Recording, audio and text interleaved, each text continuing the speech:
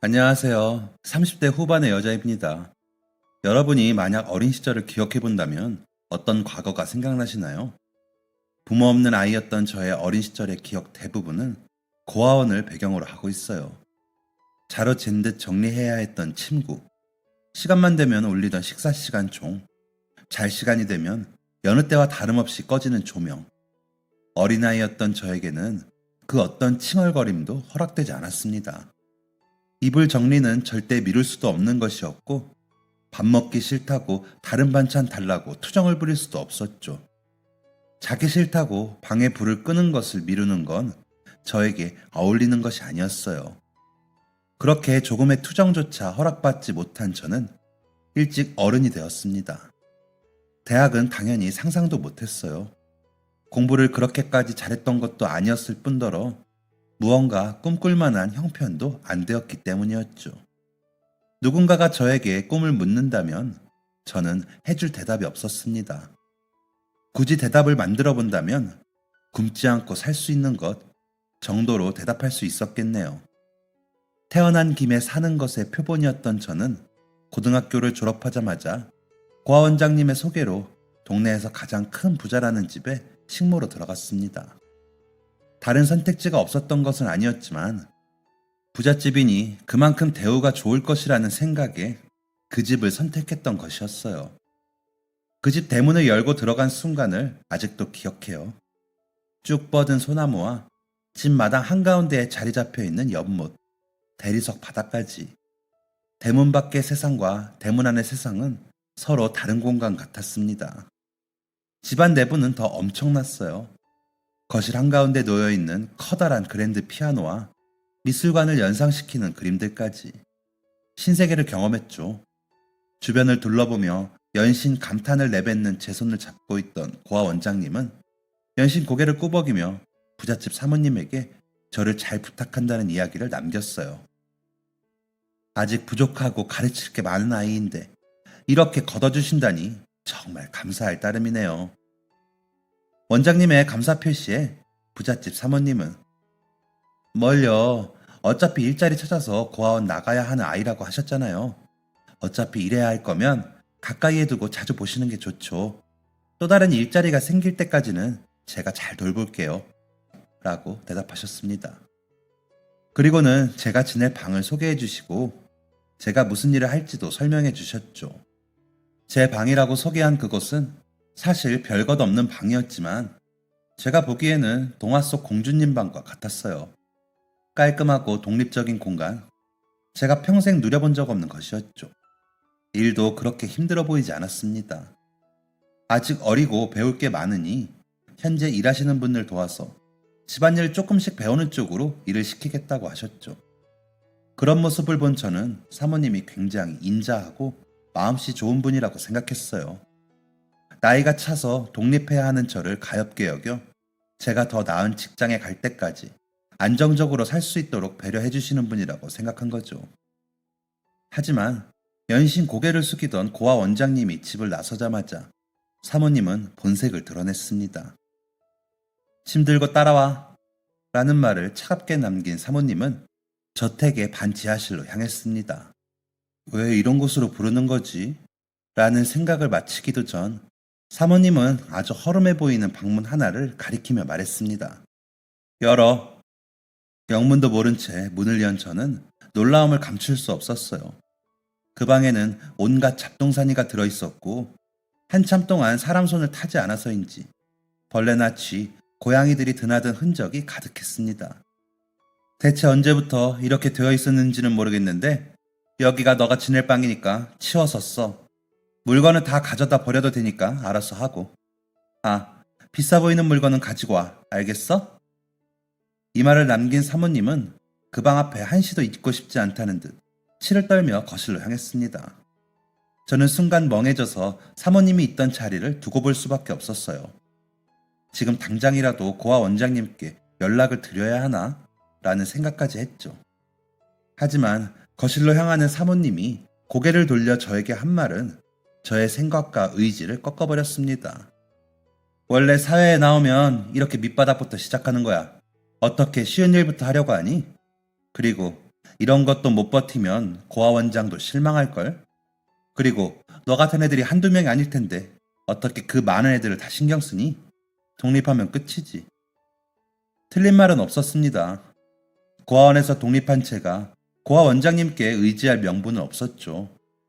고아 원장님이 저를 돌봐주실 이유가 있는 것도 아니었고 말이죠. 무엇보다 저는 이런 상황이 부조리하다는 것을 알 만큼 똑똑하지 않았습니다. 그저 하라면 하는 대로, 하지 말라는 건 안 하며 순종적으로 사는 게 잘 사는 거라고 생각해왔기 때문이었죠. 이런데 소개해준 것만으로도 감사하면서 열심히 일해. 사모님의 이 말 한마디를 끝으로 저는 동네에서 제일 가는 부잣집의 식모, 아니 종이 되었습니다. 사장 사모 부부는 매우 가식적인 사람들이었어요. 애초에 저를 들인 것도 갈 곳 없는 고아를 돌봐주는 부자 부부라는 이미지를 만들기 위해서였더라고요. 사장 사모 부부는 손님들이라도 오는 날이면 저를 씻기고 좋은 옷을 입혀 사람들 앞에 저를 내보였습니다. 사장 사모의 손님들은 깡마르고 푸석푸석한 피부와 머릿결을 가진 저를 보고도 전혀 이상한 낌새를 눈치채지 못한 듯 했습니다. 지금 생각해보면 알면서도 모른 척했다는 생각이 들기도 하네요. 그렇게 저는 사장 사모의 이미지 메이킹용 마네킹이 되어 하루하루 야위어 갔습니다. 제대로 먹지도 못해 배에서는 항상 꼬르륵 소리가 들렸고 외출도 금지당해 손톱과 머리카락은 항상 갈라져 있었죠. 한 번은 제 갈라진 손끝을 보면 사람들이 의심한다며 사모가 제 손톱을 전부 갈아버린 적이 있어요. 당연히 얇아지고 약해진 손톱은 사모의 신경질적인 행동을 견디지 못했고 제 손톱은 피범벅이 되었습니다. 그런 상황에서 사모가 선택한 건 피범벅이 된 제 손톱을 빨간색 매니큐어로 뒤덮는 것이었어요. 결국 저는 그날 이후 지독한 염증에 시달려야 했습니다. 사장 사모의 악독한 행동은 점점 심해졌습니다. 사장은 술을 먹고 들어와 저에게 행패를 부리기도 했어요. 제가 신발을 깨끗하게 광내지 못해서 거래처 사람들에게 창피를 당했다는 말도 안 되는 이유를 대며 저를 구두주걱으로 치기도 했죠. 사장 사모에게는 혼기가 차서 결혼한 아들 내외가 있었는데 그들도 마찬가지였습니다. 그들은 제가 지나간 자리를 보며 대놓고 헛구역질하는 신용을 하기도 했고 포크의 뾰족한 부분이 살짝 휘어있다며 포크를 제게 집어던지기도 했습니다.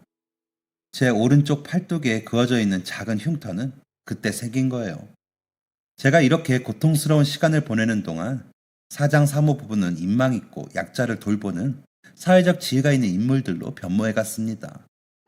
그럴수록 저는 자아를 잃어갔고 우울감과 어두운 감정에 휩싸이게 되었어요. 그렇게 학대당하던 저를 구해준 건 다름 아닌 고등학교 3학년 때의 담임 선생님이었습니다. 선생님은 작년 졸업생들이 잘 지내고 있는지 확인 중이라며 뜬금없이 나타나셨습니다. 당연히 사모는 당황했죠. 급하게 저를 씻기고 선생님 앞에 저를 내놓았지만 선생님의 날카로운 눈을 피해갈 수는 없었습니다. 갈라진 손톱끝, 군데군데 나 있는 상처, 제대로 치료받지 못한 것으로 보이는 흉터까지 제 몸에는 그동안의 학대의 흔적이 그대로 묻어 있었습니다. 제 상태를 구석구석 살피시는 선생님의 뒤로 안절부절 못하는 사모의 모습이 보였어요. 선생님은 화를 억누르며 이렇게 말씀하셨습니다. 이 아이 자는 데는 어딥니까? 사모는 잘 정돈된 방을 보여주었지만 선생님은 믿지 않으셨어요. 이렇게 생활감 없는 곳을 보여주면서 믿으라고요? 똑바로 말하세요. 저는 우물쭈물하는 사모를 대신해 제가 지내던 방으로 선생님을 안내했어요. 방을 직접 목격한 선생님은 방을 보자마자 제 손을 잡고 그 집을 나오셨습니다. 제대로 된 장판도 아닌 콘크리트 바닥 위에 놓인 작은 담요 하나, 빛도 제대로 들어오지 않는 작은 창, 물자국이 가득한 벽지, 그게 제가 가진 살림살이의 전부였거든요. 알고 보니 사장 부부는 사회봉사 부분에서 상을 받기도 했고 그와 관련된 사업으로 나라의 지원도 받고 있었더라고요. 저는 그런 혜택을 받기 위한 도구였을 뿐이었죠. 저는 곧장 병원에 들어가서 치료를 받았고 영양실조 진단을 받았습니다. 지속적인 학대의 흔적이 존재했기 때문에 사장 부부는 처벌을 피할 수 없었죠. 이런 상황을 전혀 모르고 계셨던 고아 원장님도 소식을 듣자마자 저를 찾아오셨습니다. 고 원장님은 누워있는 저를 두고 오랫동안 눈물을 흘리셨어요. 이 소식이 알려진 이후 동네는 한동안 시끄러웠을 거예요. 그만큼 사장 부부의 인망은 두터웠거든요. 병원에서 나온 후 저는 저를 구해주신 선생님을 찾아갔습니다. 어떻게 저를 찾아올 생각을 하셨어요? 라는 질문에 선생님은 이렇게 대답을 하셨어요. 조금은 신묘한 이야기였죠. 자꾸 비슷한 꿈을 꾸더구나. 꿈이요? 그래, 꿈. 그 꿈에는 항상 주먹만한 사과가 나왔어. 가만히 놓여있는 그 사과를 잡으려고 하면 사과가 자꾸 도망을 갔지. 그렇게 도망가는 사과를 따라가다 보면 큰 저택이 나왔어. 사과랑 저택을 보고 저를 찾아오실 생각을 하신 거예요? 사실 처음부터 너를 떠올린 건 아니었어. 나는 너가 졸업하자마자 괜찮은 직장으로 취업한 걸로 알고 있었거든. 그런데 어느 날은 그 저택 문고리에 너가 차고 다니던 실팔찌가 걸려있더라. 제 실팔찌요? 제 실팔찌는 친구들과 우정을 나누는 의미로 만들어서 나눠 가진 것이었어요. 첫눈이 오기 전에 실팔찌가 닳아서 끊어지면 첫사랑이 이루어진다는 미신 같은 게 있었거든요. 그거 만든다고 너희가 소란을 피웠던 걸 기억하니까 내 친구들 중 연락 닿는 아이들한테 곧장 연락해봤지. 그런데 아무도 너 근황을 모르더라고. 그때 알았어. 아, 소희한테 무슨 문제가 생겼구나 라는 걸. 선생님은 혹시나 하는 마음으로 찾아온 저택에서 저를 발견하고 심장이 내려앉는 기분이었다고 합니다. 너가 병원에 입원해 있는 동안 수없이 고민했어. 내가 정말 선생 자격이 있는 건가 하고 교직에서 내려올 다짐을 하루에도 수십 번씩 했지. 너가 취업했다는 말을 듣고 내가 직접 한 번이라도 확인했으면 너가 이런 일을 겪지는 않아도 됐을 텐데. 미안하다. 선생님의 사과는 진심이었습니다. 저를 구해내기까지 있었던 신비로운 일을 듣고 난 이후 선생님은 제가 제대로 된 일자리를 얻기까지 큰 도움을 주셨어요. 물론 그런 도움이 있었음에도 불구하고 사기꾼 같은 사람들을 만나기도 했지만 그런 사기꾼들과의 만남이 제 인생에 큰 타격이 되진 않았습니다. 아마 사장 부부의 집에서 겪은 일 때문에 어지간한 일에는 면역이 생겼던 것이었겠죠. 제 나이 23살 때의 일이었습니다. 다행스럽게도 26살 때까지는 큰 문제 없이 잘 살아왔어요. 자격증도 따서 작은 회사의 사무직으로 취업도 했죠. 하지만 회사가 갑자기 문을 닫게 되면서 안정적인 직장을 잃게 됐고 동시에 전세 사기도 크게 당하게 됐습니다. 앞길이 막막했어요. 그동안 모아둔 돈을 탈탈 털었던 전세금을 회수할 방법도 마땅하지 않았고 직장까지 잃었으니 당장 먹고 살 길이 문제였습니다. 결국 저는 닥치는 대로 일을 하기로 다짐했어요. 그런데 정말 이상하다시피 일이 구해지지 않더라고요.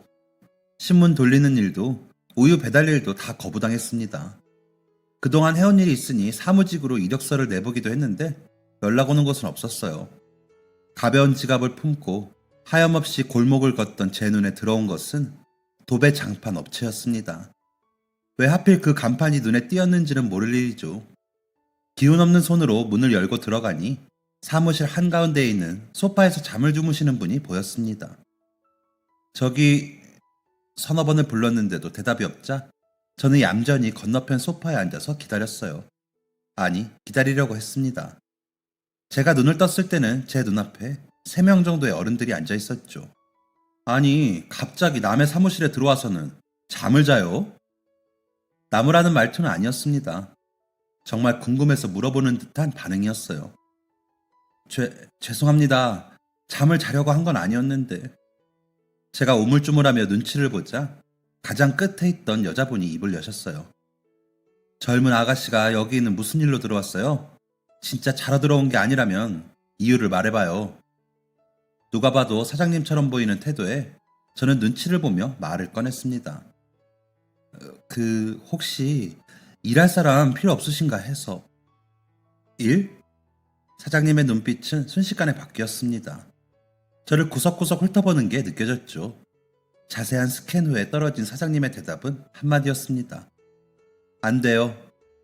저는 망연자실한 눈으로 발끝만 내려다보고 있었어요. 사장님의 옆에 있던 두 분의 직원이 웅성거리는 게 느껴졌습니다.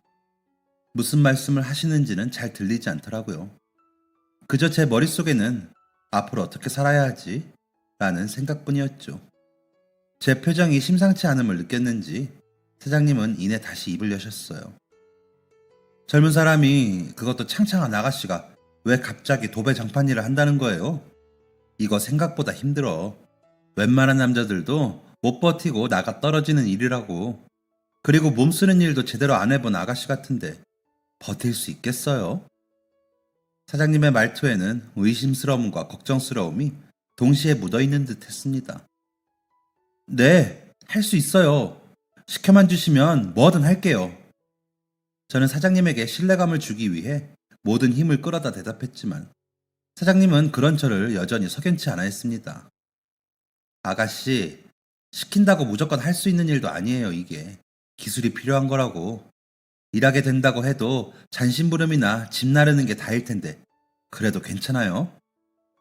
저에게는 선택지가 없었습니다. 안 돼도 된다고 해야 하는 그런 상황이었죠. 네, 할 수 있어요. 당당하게 외친 저는 뒷말을 붙이며 그만 눈물을 흘리고 말았습니다. 할 수 있고 해야 해요. 제가 갑자기 눈물을 뚝뚝 흘리자 제 앞에 계신 세 분은 굉장히 당황한 듯한 모습이었어요. 그중 한 분은 사장님의 남편이었는지 사장님을 나무라기도 했죠. 그러게 왜 이렇게까지 어린 아가씨를 몰아세워? 그러니 겁을 먹지. 그러니까요. 사장님이 너무 심하셨어요. 사장님도 만만치 않게 당황하신 건 마찬가지셨습니다. 아니, 울리려고 한 건 아니고. 그러면서 저에게 변명 아닌 변명을 하기 시작하셨어요.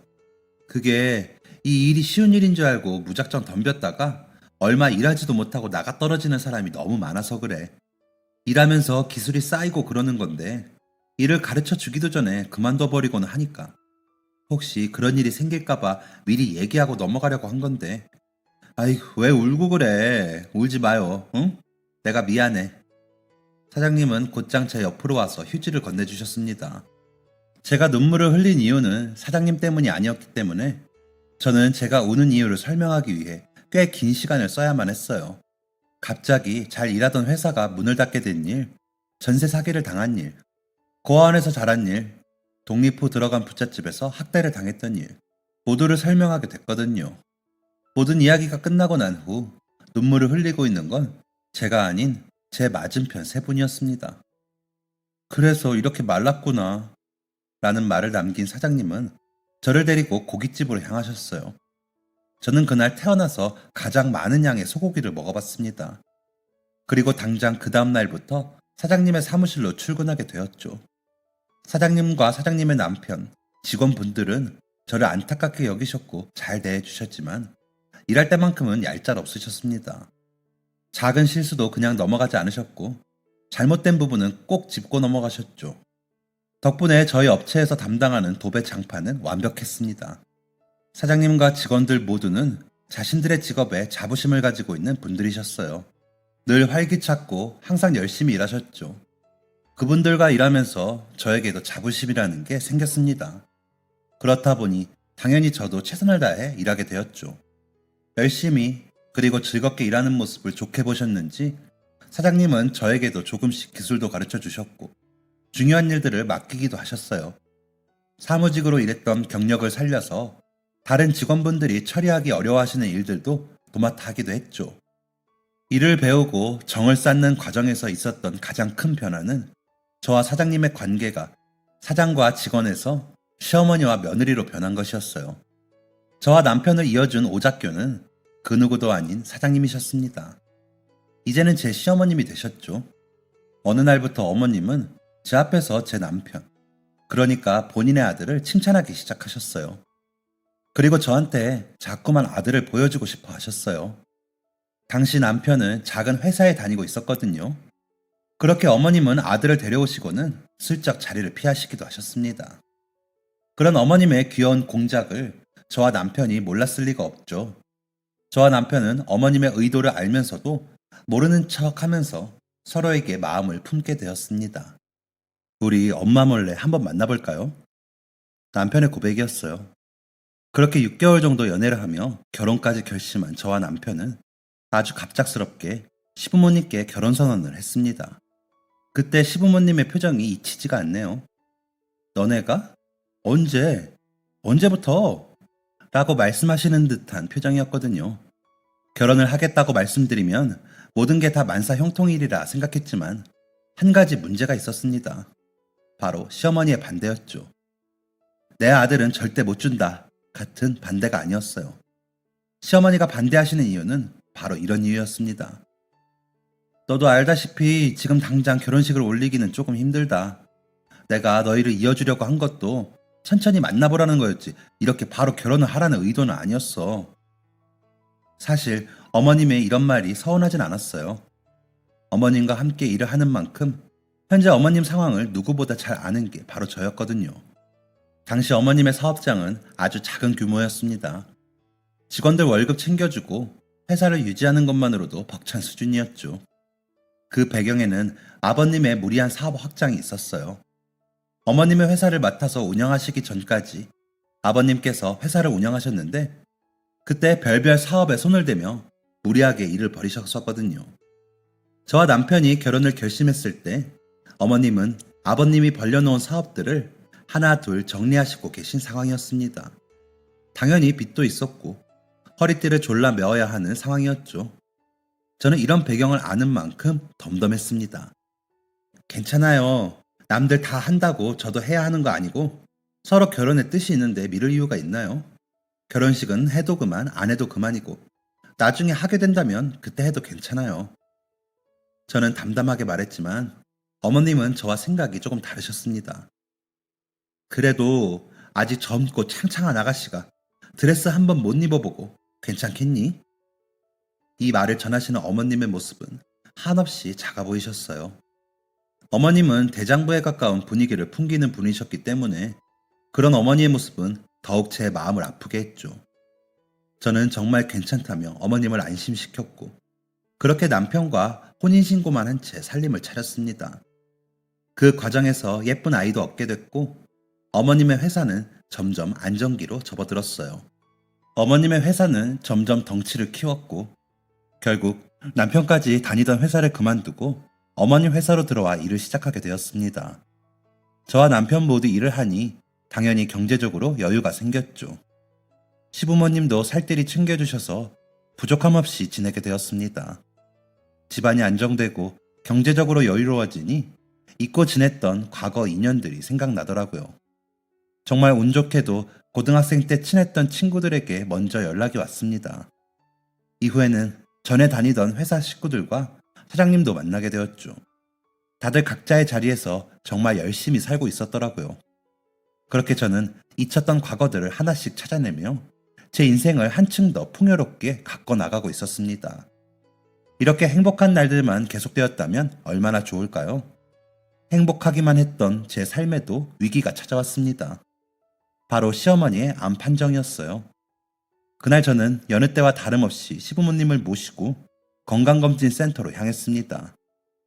두 분은 건강에 대한 자신이 대단하셨기 때문에 제가 모시고 가지 않으면 절대 가지 않으려고 하셨거든요. 가벼운 마음으로 방문한 그곳에서 저는 어머님이 유방암으로 의심된다는 소견을 들었습니다. 이후 진행된 정밀검사 결과는 충격적이었어요. 어머님은 유방암이 맞으셨습니다. 결과적으로 어머님은 결국 유방의 3분의 1을 절제하는 수술을 받으셔야 했어요. 가까운 사람의 병, 수술은 처음이었기 때문에 저는 벌벌 떨기만 했습니다. 수술실에 들어갈 준비를 하는 어머님의 손을 잡고 벌벌 떨고 있는 제 손을 잡아주신 건 어머님이셨어요. 괜찮아. 수술 잘 끝날 거고 엄마 곧 나을 거야. 저는 수술실에 불이 켜지고 어머님이 나오실 때까지 그 자리에 주저앉아 기도했어요. 제발 어머님의 수술이 무사히 끝나게 해달라고. 지금까지 아무것도 바라지 않았으니 제발 그것만은 들어달라고 말이죠. 남편과 시아버님은 저에게 제발 들어가서 쉬라고 이야기했지만 저는 그럴 수가 없었어요. 어머님은 제게 그런 존재였거든요. 처음으로 생긴 가족이었고 처음으로 절 온전히 믿어준 분이셨습니다. 어머님을 기다리며 기도하는 그 순간 어머님과 보냈던 시간들이 눈앞을 스쳐 지나갔어요. 제게 기술을 가르쳐 주시는 어머님의 모습. 아이고 이 아가씨가 장판 다 잘라먹는다. 라며 놀리던 그 목소리. 남편과 부부싸움하고 어머님께 달려가면 내 아들이지만 그놈 대체 왜 그런다니? 내 생각엔 지 아빠 닮아서 그래. 라고 제 편을 들어주시던 어머님. 오랜 산고 끝에 아이를 낳았을 때 내가 수명이 반으로 줄어드는 기분이다. 둘째는 안 되겠다, 소희야. 라며 눈물을 흘리시던 어머님. 그 다정한 모습을 다시는 볼 수 없을 수도 있다는 작은 가능성은 마치 사형 선고와 같았습니다. 제발 어머님을 낫게 해달라고 기도하고 있던 그 순간 수술실 문이 열리며 산소 호흡기를 낀 어머님이 나오셨습니다. 다행히 수술은 잘 되었다고 하더라고요. 이후로는 회복에 집중하며 암이 재발하는지 안 하는지 지켜봐야 한다고 했죠. 수술 이후 어머님은 한결 가벼워 보이셨습니다. 사람이 큰일 하려면 이 정도 일은 겪어야지. 안 그러니? 라고 말하며 호탕하게 웃는 어머님은 제가 알던 어머님이 맞았습니다. 어머님은 퇴원하신 직후 현장으로 복귀하셨어요. 모든 가족이 말렸지만 어머님의 고집을 꺾을 순 없었죠. 맨날 밖에 있던 사람이 안에만 틀어박혀 있으니 더 병나. 어머님의 회사는 도배 장판을 넘어 인테리어 가구로도 사업을 확장했습니다. 사업이 잘 된 건 여러모로 다행이었어요. 무엇보다 어머니가 현장에서 몸쓰는 일을 덜하게 되셨다는 것에 있어서 다행이었죠. 아마 그렇게 되기까지 10년 정도의 시간이 흘렀던 것 같습니다. 제 아이의 나이가 벌써 7살이 되었으니까요. 여느 때와 다름없이 분주하게 회사에서 일을 하고 있는데 어머님이 큰 가방 2개를 들고 회사로 들어오셨습니다. 그러고는 모든 직원들을 불러 모으셨어요. 어머님 옆에는 아버님과 남편이 기쁜 표정으로 자리하고 있었습니다. 어머님은 큰 가방을 열고는 모든 직원들에게 봉투에 담긴 현금 다발을 나누어 주셨습니다. 이게 뭔가 싶어서 놀란 눈으로 남편을 쳐다보니 남편은 제게 어머니가 당신한테는 비밀로 해달라고 하더라고. 서프라이즈인가 봐. 라고 대답할 뿐이었죠. 어안이 벙벙한 사람은 저뿐만이 아니었습니다. 모든 직원들은 자신들에게 갑자기 떨어진 현금 다발에 적잖이 놀란 듯 했습니다. 어머님이 갑자기 엄청난 보너스를 뿌린 이유는 회사의 영업순이익이 기대를 훌쩍 넘었기 때문이었어요. 동네 골목에 있던 도배집이 이렇게까지 커져서 이만큼의 수익을 낼 수 있었던 건 다 여러분의 덕입니다. 그동안 수고 많으셨어요. 가뜩이나 정신없을 때 사장이 아파서 다들 마음고생했을 텐데 잘 버텨줘서 고맙습니다. 앞으로도 잘 부탁해요. 정말 어머님다운 멘트에 어머님다운 보너스 지급 방식이었습니다. 직원들이 삼삼오오 모여 보너스를 어떻게 쓸 건지 얘기를 나누고 있을 때 어머님은 조용히 저를 사무실로 부르셨습니다. 그러고는 큰 상자 하나를 내미시더군요. 이게 뭔가 싶어서 열어보니 하얀색 미니 드레스와 함께 반지, 목걸이 같은 패물이 보였어요. 아무 말 없이 한참 동안 상자를 들여다보고 있으니 어머님이 먼저 말문을 여셨습니다. 너 결혼할 때 아무것도 안 해준 게 늘 마음에 걸려서 지금이라도 챙겨주는 거야. 너도 고생 참 많았잖니. 솔직히 인테리어로, 가구로 사업 확장하는 것도 너 아이디어 없었다면 못했을 거다. 다 네 덕이야. 아니에요 어머님. 제가 뭐 한 게 있다고요. 무슨 그런 얘기를 하니? 너가 내 며느리라서 하는 말이 아니라 진심으로 하는 말이다. 우리 회사에 직원 고작 5명 있었을 때 돈 새는 구멍 찾아서 틀어막아준 게 누구니? 중간업체가 물자랑 돈 빼돌리고 있던 거 찾아낸 사람이 누구야? 인테리어 사업이랑 가구 사업 방향 잡아준 것도 너가 아니니? 이건 모두가 인정하는 사실이야. 정말 수고 많았다, 소희야. 사실 제가 제 입으로 이 이야기를 하면 너무 자랑 같아서 말하지 않았지만 어머님의 말씀에는 과장이 없었어요. 어머님은 선물을 극구 사양하는 저에게 선물을 결국 안겨주시고는 이렇게 말씀하셨습니다. 이제 식도 올려야지. 하민이 더 크기 전에 어서 결혼식 올리자. 저는 이것 또한 사양했습니다. 아니에요 어머님. 제가 결혼식에 로망이 있는 것도 아니고 이렇게 사는 것도 충분히 행복해요. 이렇게 좋은 선물까지 주셨는데요. 이걸로 만족할게요. 괜찮아요. 하지만 어머님은 완강하셨습니다. 솔직히 이렇게까지 완강한 어머님의 모습은 처음 봤던 것 같아요. 일단 남편과 이야기해보겠다라고 말한 후 집으로 돌아가 남편에게 말했습니다. 나 결혼식 못 시켜주신 것에 대해서 어머님이 되게 미안하신가 봐. 나는 정말 안 해도 되는데. 당신도 결혼식은 꼭 올려야 한다고 생각해? 제 질문에 남편은 잠시 무언가를 생각하더니 이렇게 대답했어요. 나도 아버지한테 몇 년 전에 들은 건데 사실 우리 부모님도 결혼식 못 올리셨대. 그때야 식도 못 올리고 사는 부부가 많았으니까 그러려니 생각하고 지금까지 사신 것 같은데 부모님 세대랑 우리 세대는 다르니까 우리는 꼭 결혼식 올려주고 싶으신가 봐. 이 이야기를 들으니 왜 지금까지 어머님이 결혼식에 그토록 집착하셨는지 조금 이해가 가더라고요. 저는 괜찮았을지라도 어머님은 결혼식을 올리지 못하신 것에 아쉬운 마음이 있으셨던 것이었어요. 다음날 저는 어머님께 결혼식을 올리겠다고 말씀드렸습니다. 그리고는 제 결혼식을 준비함과 동시에 어머님의 결혼식도 함께 준비했어요. 제 결혼식 날 어머님의 결혼식을 함께 하기로 결정한 거죠. 슬쩍 어머님께 흘러가듯 질문해 본 결과 어머님은 이 나이에 결혼식? 주책이라고 욕만 먹지. 괜히 온 사람들 기분만 상하게 하지 말고 너네 결혼식이라 잘해라 라는 대답을 하셨어요. 반면에 아버님은 너무 기뻐하셨죠. 저는 한복 치수를 잰다는 핑계로 어머님의 드레스를 함께 맞췄습니다.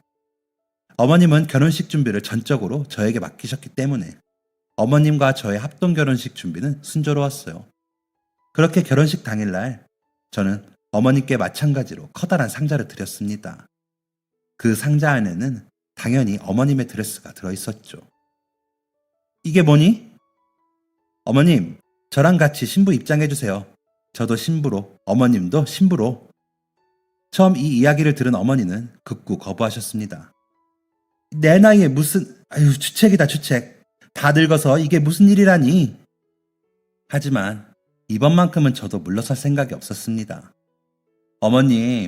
어머님도 소녀였을 적이 있었다는 거 알아요. 그때는 누구나 이런 동화 같은 결혼식을 꿈꾸잖아요. 몇십 년 동안 아내로, 엄마로, 사장님으로 사셨으니까 이번만큼만 다시 소녀로 돌아가요. 어머님의 손을 꼭 잡고 이야기하는 동안 어머님은 무언가를 깊게 생각하시는 듯 했습니다. 아마 과거 그 시절을 기억하고 계셨겠죠. 누구도 욕하지 않아요. 괜찮아요. 저도 애가 벌써 7살인데요. 욕하려면 하라죠. 이렇게 멋진 여자 2명이 드레스까지 입으면 더 멋져져서 욕할 생각도 쏙 들어갈걸요. 제 말을 곰곰이 곱씹으시던 어머님은 결국 고개를 끄덕이셨습니다. 그래, 네 말이 맞다. 그렇게 하자.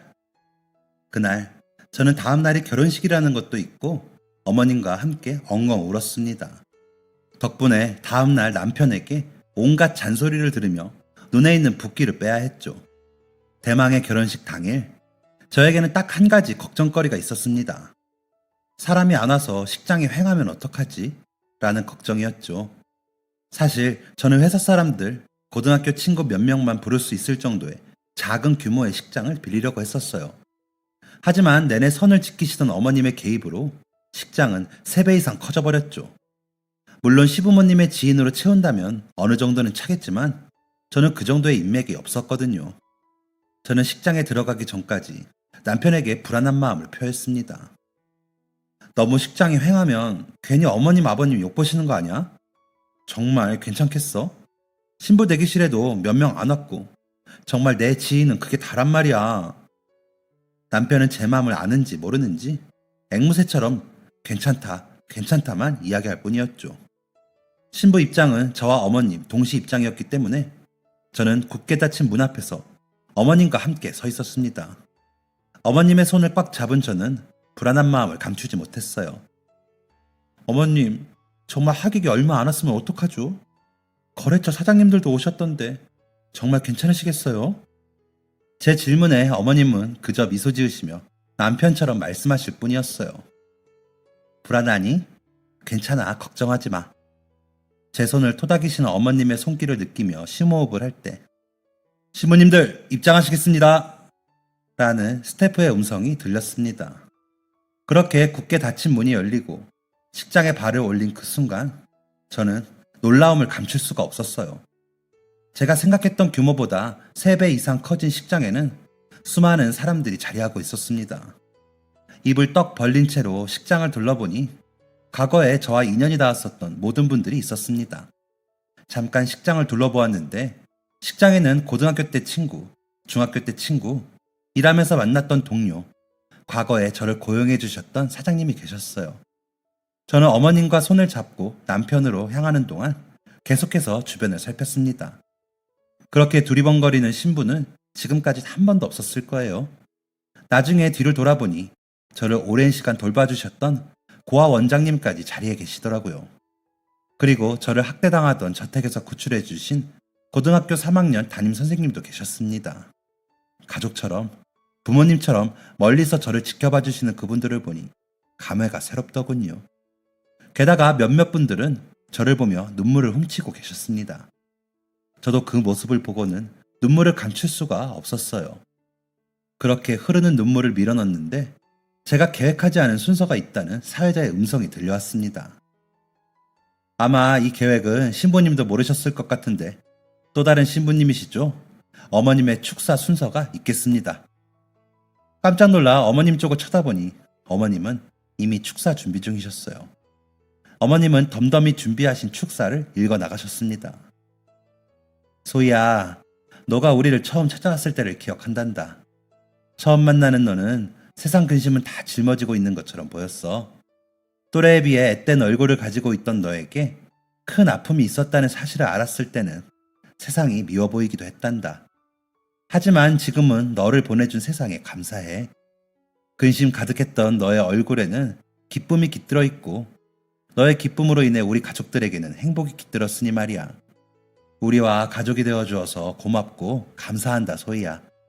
너에게 늦은 결혼식을 선물하기로 마음먹은 후 내가 제일 먼저 한 건 너의 하객들이 되어줄 사람들을 만나는 일이었다. 내가 너의 하객들을 한 사람 한 사람 만나며 느낀 게 무엇인지 아니?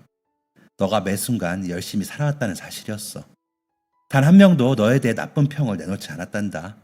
오히려 지금이라도 연락이 다 기쁘다며 흔쾌히 발걸음을 이끌어 주셨지. 너는 그런 사람이란다, 소희야. 인정받을 자격이 있고 사랑받을 자격이 있는 그런 사람이야.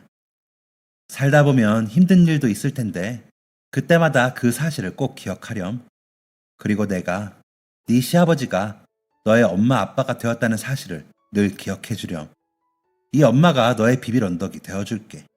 그러니 비빌 곳이 필요하면 언제든지 와서 비비렴. 그래도 괜찮아. 어머님의 진심 어린 축사는 결혼식장 전체를 눈물바다로 만들었습니다. 또 치열하게 사느라 주변을 챙길 여유가 없었던 저를 대신해 저의 과거 인연들을 한 사람 한 사람 만나셨다는 사실은 더한 감동이 되었어요. 결혼식은 감동에서 끝나지 않았습니다. 이번 결혼식에서 아주 오랜만에 만난 고아 원장님은 뜻밖의 선물을 가져다 주셨습니다. 처음 제가 고아원에 의탁될 때 넘겨받으신 서류들이었어요.